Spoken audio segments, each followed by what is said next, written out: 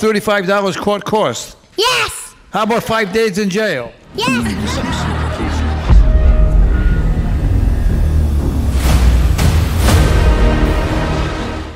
Hello అండి, ఇవాళ one of the important person గురించి డిస్కస్ చేస్తాం.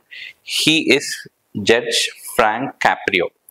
ఆయనని world's most finest and best జడ్జ్గా పిలుస్తూ ఉంటారు.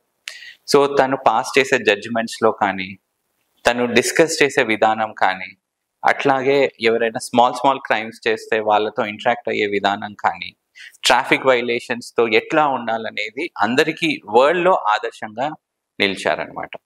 సో తన ముందొచ్చే నేరస్తులకు కానీ, క్రైమ్స్ చేసిన వాళ్ళకి, ట్రాఫిక్ వైలేషన్స్ వాళ్ళ ఎక్స్ప్లెయిన్ చేసే విధానంలో కంపాషన్ కానీ చూపిస్తూ ఎన్నో లక్షల మంది పీపుల్ గుండెల్లో నిలిచిపోయారు. తను ఓల్డ్ ఏజ్ అయిన తర్వాత 2 సంవత్సరాల క్రితం ప్యాంక్రియాటిక్ క్యాన్సర్ అనేది బయటపడింది. ఆ ప్యాంక్రియాటిక్ క్యాన్సర్కి తను కీమోథెరపీ, రేడియేషన్ అట్లాగే బెస్ట్ ఆఫ్ ద ట్రీట్మెంట్ తీసుకున్నారు. కానీ అన్ఫార్చునేట్లీ తను కపుల్ ఆఫ్ డేస్ ముందు ఎక్స్పైర్ అవ్వడం జరిగింది. తను చనిపోయే ముందు కూడా సోషల్ మీడియా ఛానల్లో ఒక వీడియో రిలీజ్ చేశారు.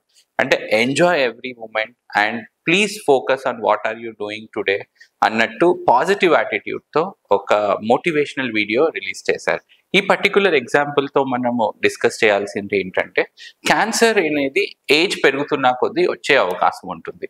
అట్లాంటి క్యాన్సర్ వచ్చినా కానీ ధైర్యంగా మనం పోరాడుతూ నలుగురికి ఆదర్శంగా మనము నిల్చోవాలి. తను క్యాన్సర్ డయాగ్నోస్ అయిన తర్వాత ఒక ఫండ్ ఓపెన్ చేసి క్యాన్సర్ పేషెంట్కి సహాయార్థం అట్లాగే మోటివేషన్ ఉండడానికి ఎన్నో సోషల్ మీడియా యాక్టివిటీస్ తను చేశారు. సో ఈ జడ్జ్ ఒక జీవితాన్ని మనం కూడా స్మరిస్తూ ఆయనకి థ్యాంక్స్ చెప్పుకుందాం. Thank you.